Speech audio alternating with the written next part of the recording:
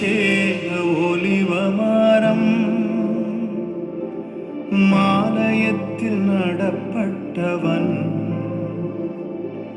சமூகத்தில் வாழ்கின்றவன் அன்பையே நம்புபவன்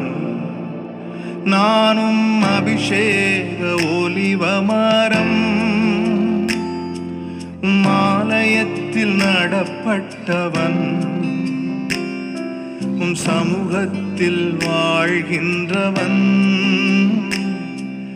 அன்பையே நம்புபவன்